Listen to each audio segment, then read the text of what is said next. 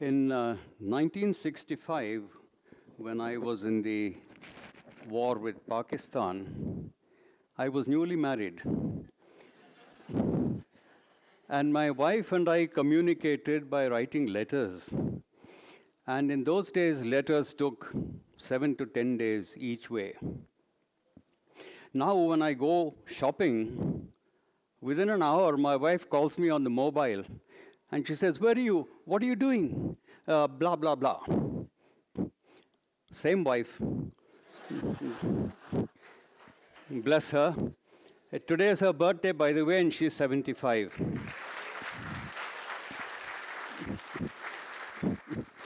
Technology has changed in the last 20 years, from pagers to mobile phones to touchscreen smartphones. I have a smartphone, and it's smarter than me.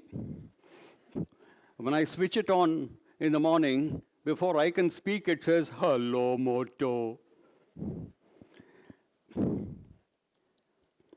I received a call at home the other day on my landline, and I picked up the cordless handset, and I was like, "Hello, hello." But the ringing went on. And my grandson is like, "Ajja, that's not the cordless, that's the TV remote." He knows the difference. Young children today, they use laptops and mobile phones with such ease, and they hardly read any hard copy books. At age 10, they have joined the university. They get all the information they want from the WhatsApp university and all the knowledge they want from the Google University. This has prompted many jokes, like this one, where a mother presents her kid with a book. And the kid is like, "What do I do? No mobile? No keyboard? How do I turn the pages?" I was around 8 years old when I first saw a radio. It was a wonder box with knobs and a shiny dial. And a man's voice came out of the box, songs came out of the box. For my own grandparents who were born in the 1800s, aeroplanes and television were the stories of the Mahabharata and the Ramayana, told to them by their grandparents and village storytellers. So what about mobile phones and artificial intelligence? When I was a kid in the 1940s, it was fantasy, it was science fiction. Today, technology is changing our lives very fast. It allows individuals and societies very little time to cope and adapt to these changes. These changes are affecting our ideas of community, of public service, and even affecting our conscience as individuals. So the challenge today is to use and enjoy these available technologies without becoming slaves to the technology.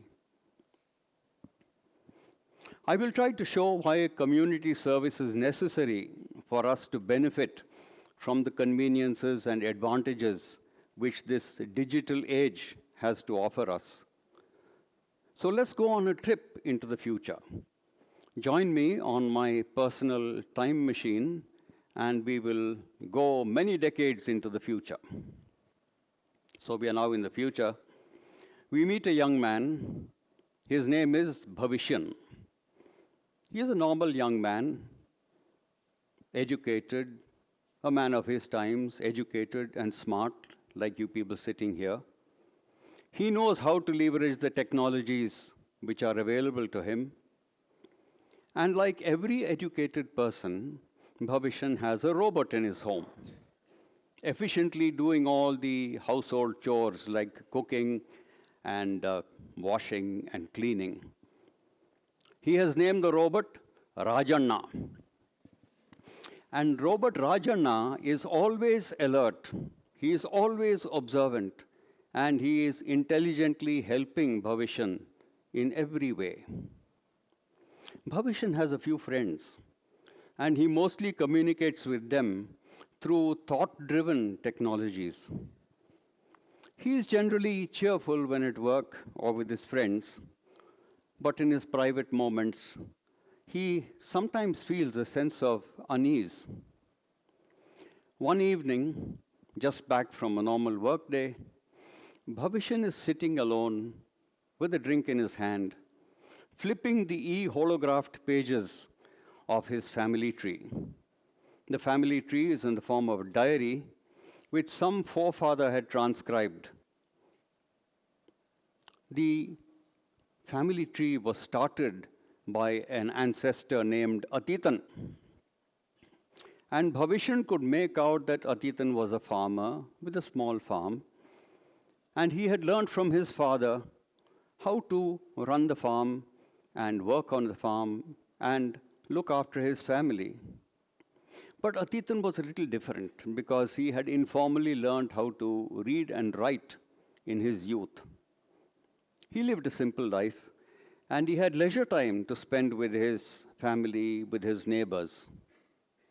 He was part of the community which met together for births and marriages and deaths. And they worked together, they cooperated, and they celebrated the festivals together. Community for them was a part of the social fabric, and working for the community was not seen as public service, but as something that everybody did without being asked to. It came to them naturally. It was part of their culture. In Atitan's times, their values included a social conscience, and people had both the time and the natural inclination to cooperate, to contribute to the community, to give to the community rather than take from the community. And Atitan did whatever he did within his community because he believed it needed to be done. He believed it was the right thing to do. And Atitan and his family enjoyed working for the community, and it was fun to sit with others and relax. Bhavishan could see that the ideas of community, of finding time to serve the community, were not taught, but they were imbibed from the family and from the community. Atitan's progeny inherited these cultural and social values, and they lived in much the same way, although times were changing. Then came the Industrial Revolution, and with it, railways and telegraph and electricity and so on. Changes were coming faster and faster. Family elders who used to travel on pilgrimage to Varanasi and distant Badrinath sometimes never returned, but now they were returning in months, sometimes even in weeks. Change became even more rapid as technology entered homes with electric light bulbs, and work was possible after sunset. Education and money had become important in daily life. Life was more physically comfortable for many of Bhavishan's forefathers, so they left their farming roots and they went into towns and took up professions like teaching and business and accountancy and shopkeeping and so on. Bhavishan himself was born in a hyper-digital era. He grew up in a smart city of over 1 million inhabitants, and they had efficient civic systems and e-governance. So Bhavishan enjoys the conveniences and devices which were not even thought of just a few years before he himself was born. But while flipping through the life and times of his forefathers, here is Bhavishan sitting alone with his third drink, feeling a vague sense of loss, and he cannot put his finger on it. Was it something which he had read while flipping through the pages of his family diary? He wonders. Yes, that was it. One ancestor had expressed guilt at accumulating wealth and not finding time or to give his time and attention to his community. So it dawns on Bhavishan that community life in earlier times was in fact public service. It is a matter of conscience, of the willingness to give time to others, of the pleasure and the joy of giving. and he realizes that his own life lacks these essentials. Sure, as an individual, he lives a better life than his forefathers, yet he is aware, acutely aware, that the poor are still poor, that corruption has not diminished, that leaders still work for their own benefit. The values that enabled a community life, a service mentality from the days of his forefathers, had slowly but surely eroded. Even as human knowledge had exploded, had expanded exponentially, the simple things in life that could build a peaceful and harmonious society had almost vanished. Individuals were using their communities as a means to leverage their own power and using their free time to accumulate even more wealth. There was a clear nexus between a person's wealth and his power and status within his community. So community life had suffered. Values had changed. Individual and social conscience had suffered. Bhavishan remembers a bookmark that he had placed in the family diary. It is some lines titled "My Conscience," written by a forefather long after Atitan. Bhavishan reads it aloud to himself with a vague feeling of some kind of feeling of regret, perhaps. And this is what Bhavishan reads. And it goes something like this, which could be happening even today. Just think, one of us sitting here could be Bhavishan's ancestor. So this is what Bhavishan reads aloud to himself. Sometimes in the dark of night, I visit my conscience to see if it is still breathing, for it's dying a slow death every day. When I pay for a lavish meal with friends in a restaurant, and on coming out, I see a beggar sitting silently on the footpath, I walk past her, looking the other way to my parked car, and it dies a little. Dressed in expensive clothes and driving to a function, I notice a woman at the traffic light, trying unsuccessfully to cover her dignity, and I roll up my window, and it dies a little. When I buy gifts for my children, and on return I see half-clad children with empty stomach and hungry eyes, I try to save my conscience by buying some. It dies a little. So when in the dark of night I visit my conscience, and I find it is still breathing, I am surprised. For with my own hands, every day, bit by bit, I kill it, I bury it. Bhavishan lapses into a long silence.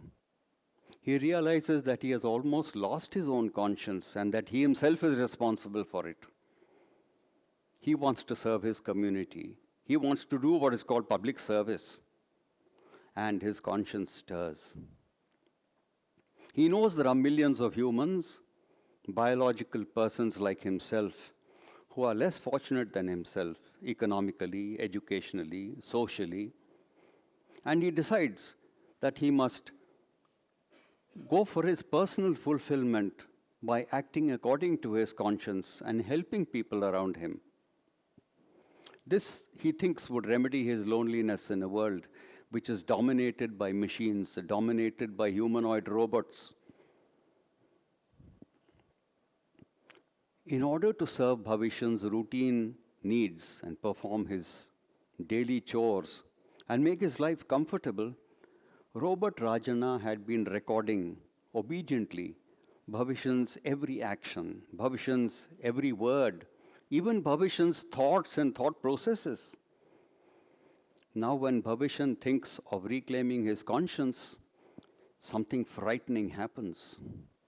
Robert Rajana speaks, and this is what he speaks. Attempting to act according to your conscience may involve denial of services or attract penalty. Let's get into the time machine and come back to the present here and now. Machines empowered by advanced technologies certainly have the potential to control our lives. But just as much, these very machines have the potential to make our lives comfortable, to make our lives better, to help us relieve our physical and mental chores, and give us free time to use our energies and skills creatively and usefully. So, seen one way, it could be doomsday. But seen another way, it is both challenge and opportunity. Our lives are increasingly influenced by an unknown hand on the fast forward button. The future is coming upon us faster than we can imagine. The challenge before us is to reclaim our humanness and retain it. If we are to give coming generations a chance, we need to find our conscience. We need to find our community. And more importantly, we need to find the will to serve that community with empathy. What we do with our time and our energies for ourselves, for our community, is obviously up to us. And it will remain so even in times to come. I leave you now with these thoughts. You can think freely because Robert Rajana is still in the future. Thank you.